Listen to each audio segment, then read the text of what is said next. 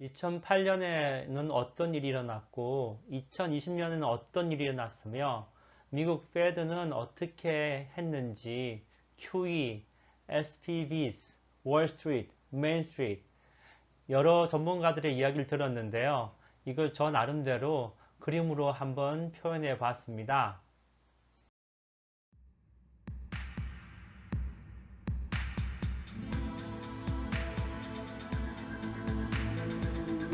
안녕하세요. 미국 사는 개인 투자자 윌입니다. 때는 2008년이고요. 그리고 여기 2009년, 2010년입니다.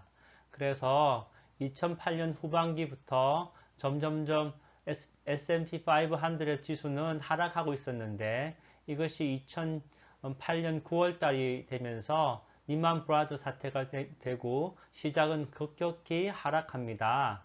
이때 최고의 때가 1500포인트 이상이었는데 그 하락을 할 때는 700 부근까지 하락하게 됩니다.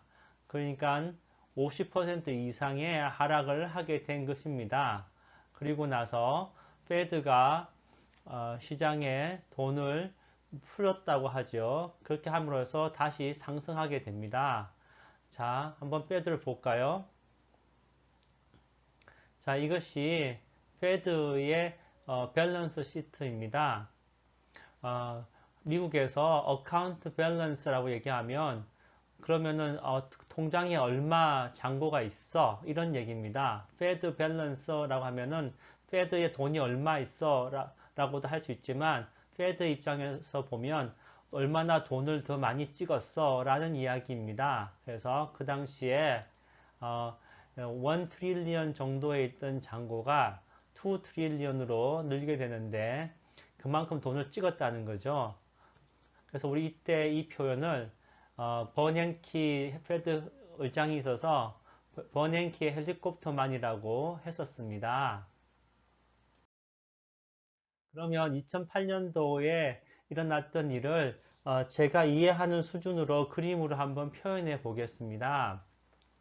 여기에 페더럴 리저브 뱅크 미 연준은행이 있는데 미 연준은행은 이런 경제 위기가 되면 혼자서만 하는 게 아니고 그 당시에는 재무장관이 가이튼으로 기억하고요. 오바마 대통령이 있었고 그리고 이제 어, 국회가 있지 않습니까? 그래서 이 정부와 국회가 이런 국가의 위기가 왔을 때 힘을 합쳐서 이런 금융 정책을 펼치는데 그 맨 앞에 서 있는 게 미국 연방준비제도 은행이기 때문에 영어로 페드라 그러죠. 그래서 이 페드가 있기 때문에 맨 앞면에 있기 때문에 페드를 여기 그냥 표시해 놨습니다.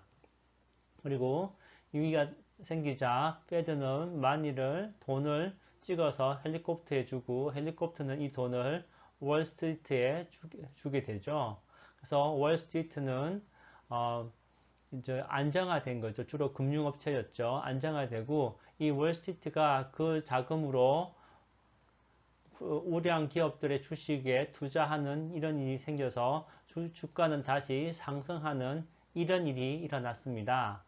아, 그래서 이때 미국 보통 사람들은 이게 무슨 일인가 해서 물어보는 거죠. 그래서 이것은 QE라고 합니다. Quantitative Easing. 그래서 미국 사람이 물어보죠. 뭐가 QE야? 그랬더니 제가 대답을 해줍니다. Easy Money. Easy Money 그냥 공짜 돈이라는 뜻이죠. 쉽게 돈 버는 거. 그랬더니 미국 사람들이 그 돈이 어디서 온 거야? 그래서 제가 당신한테서 온 거예요. 얘기해줬더니 그 사람들이 고함 지르고 화가 나서 길거리에 나갔죠. 그게 Occupy Wall Street이 됩니다. 자, 이것이 2008년도를 설명한 것이었고요. 자, 이번에는 2020년 지금의 시기를 한번 보겠습니다. S&P 500 지수고요. 이게 S&P 500는 마켓을 표현하는 거죠. 그래서 2020년 초반까지 주식은 너무 잘 나갔습니다. 그러다가 어느 순간 이렇게 급격한 추락을 했습니다. 그리고 다시 상승해서 유지되고 있는 것이 오늘의 이야기입니다. 그러면 이렇게 급격한 추락이 왔을 때 보시면 이번에는 좀 더 빠른 속도로 연준이 잔고가 4트릴리언, 4트릴리언, 4트릴리언에서 7트릴리언까지 급격히 자산을 증가시킵니다. 흔히 말하면 돈을 찍은 거죠. 그렇게 해서 시장을 안정화시켰습니다. 자, 이것을 또 저의 그림책으로 한번 설명해 보겠습니다. 기존에 말씀드린 것처럼 페드가 이런 일이 생기면 전면에 앞서서 일을 하는데 지금은 페드가 있고요. 그 다음에 트럼프 대통령과 문우신 재무장관이 여기 있고 그 다음에 펠로시가 국회의장으로 있는 민주당 세력이 있죠. 그래서 이제 또 구제를 해야겠다라고 생각하고 이번에는 헬리콥터만이 뿐만 아니라 스페셜 비에클을 추가시킵니다. 그래서 페드가 돈을 찍어서 헬리콥터를 통해서 월스트리트의 금융 쪽으로 돈을 보태주죠. 뿐만 아니라 페드가 돈을 스페셜 비에클로 돈을 보내서 이 돈이 빅 컴퍼니 중에서도 어려운 데가 있지요. 그리고 스몰 비즈니스, 중소기업 상공인들, 자영업자들, 그리고 가정에서 일 못하고 집에 계시는 분들을 위해서 이렇게 특별한 차량으로 이제 돈을 보내주고 있습니다. 그래서 앞에서 본 이 1번의 케이스를 우리는 QE라고 불렀습니다. 그 다음에 이번에 새로 등장한 스페셜 비에클 특수 차량들은 SPV라고 부르는데요. 이게 두 번째 케이스죠. Special Purpose Vehicle이라고 하니까 그래서 이제 또 이번에 미국 사람들은 어떻게 얘기할까 한번 보면 미국 사람들은 나 지난번 2008년도에 많이 배웠어. 그리고 2020년에 이런 기회가 올 걸 기다리고 있었지 라고 얘기합니다. 그래서 제가 기다리다 뭐 하셨어요? 물어봤더니 미국 사람들이 그래서 월스트리트를 샀지. 그래서 지금 많은 사람들이 흔히 말하는 미국 개미 투자자죠. 그 미국 개인 투자자들이 주식에 많은 투자를 하고 있는 상황입니다. 그리고 이어서 SPV라죠. 스페셜 비에클 특수 차량에 대해서 한번 알아보겠습니다. 특수 차량으로는 대표적인 게 PPP라는 얘기 뉴스에도 많이 들었을 건데 영어로는 Paycheck Protection Program입니다. 쉽게 말하면 실업급여를 좀 더 준다든지 아니면 회사에서 그 사람을 흔히 말하면 자른다 그러죠. 미국에서는 레이오프라고 하는데 자르기 전에 고용을 유지해라. 그러면 우리가 이 돈을 빌려주고 돌려받지 않겠다라는 것이 PPP입니다. 그리고 여기 보시면 뭐 SMCCF, PMCCF 이런 게 있는데 이것은 기업체에 돈을 좀 융통해 주겠다라는 프로그램으로 이해하시면 되겠습니다. 자, 이것은 2020년 올해 7월 5일 날 연준이 어떤 일을 하고 있는지를 나타내 주는 것을 울프스트리트닷컴에서 가져왔습니다. 보시면 여기 QE 아까 보이시죠? 이지만이. 근데 이제 이 QE를 하는 규모가 아주 어려웠을 때 5월달 이때쯤에 피크를 치고 최근 들어서 6월 말 7월이 되면서 그 규모가 줄고 있습니다. 결국 돈을 풀어서 돈을 찍어서 헬리콥터로 푸는 것을 줄이고 있다는 얘기죠. 그래서 미국의 페드의 페드 밸런스라고 그랬죠. 잔고가 최고점을 찍고 하향 추세를 그리고 있습니다. 그러면 이 사태를 또 저 나름대로의 그림책으로 한번 이해해 보겠습니다. 자, 똑같이 돈이 이렇게 가고 돈이 이렇게 가서 이렇게 된 거는 이제 이해하셨죠? 그래서 이제 이번에는 월스트리트가 이제 페드에게 질문하는 겁니다. 도대체 페드 형님 왜 QE 더 안 해요? QE 좀 더 하세요 라고 얘기를 하니까 페드 형님이 이렇게 얘기합니다. 당신은 이제 괜찮잖아. 나 이제는 메인스트리트를 도와줄 거야. 또 월스트리트를 2008년도는 주로 도왔는데 이제는 여기 있는 이 세 곳이 메인스트리트이고 이 메인스트리트를 더 돕겠다고 태도를 또 분명히 한 것입니다.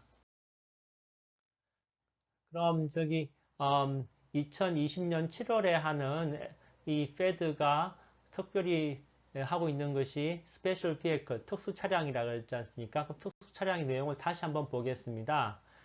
특수 차량 내용이 많은데 PPP는 앞에 말씀드렸죠. 그래서 이거를 좀 더 지금 정부랑 그 다음에 의회랑 얘기해서 더욱더 연장해서 실행할 거라 그러고요. 그 다음에 페드가 좀 더 관심 있게 하고 싶은 거는 SMCCF, PMCCF라고 합니다. SMCCF는 기업들이 돈을 융통하기 위해서 기업체를 융통하는데 기업에서 만드는 부채죠. 그래서 기업체를 융통하는데 이때 투자 부적격 등급에 해당되는 회사채입니다.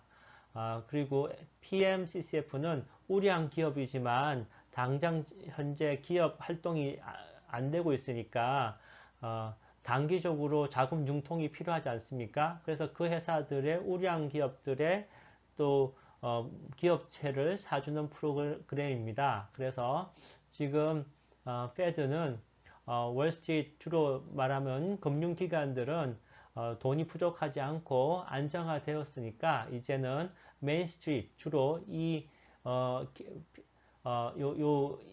SM과 PM 시장에 들어가서 그런 우량 기업들의 단기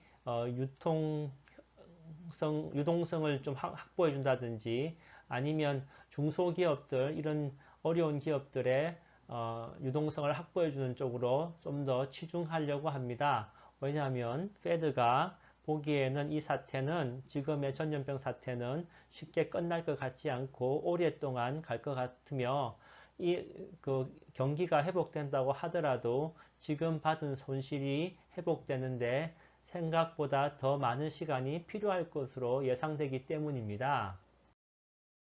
자, 제가 지금까지 본 내용은 제가 여러 가지 매체를 보고 배운 것을 정리한 건데요.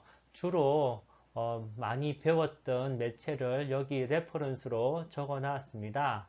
그래서 3프로TV에 오건영님과 김일구님 계시고 그 다음에 최근에 김일구님이 유튜브에 성공 투자로 이끄는 계단이라고 다시 개인 유튜브를 만드셨습니다. 그리고 시장이 무엇을 문제 삼는지를 봐야지 그 시장의 그 뒷면 속마음을 알아서 투자할 수 있다고 말씀해 주시는 상승미소님으로부터도 많이 배웠습니다. 오늘은 여기까지고요. 여러분의 투자가 높은 수익을 내길 원합니다. Love once more, thank you twice. 지금까지 윌이었습니다.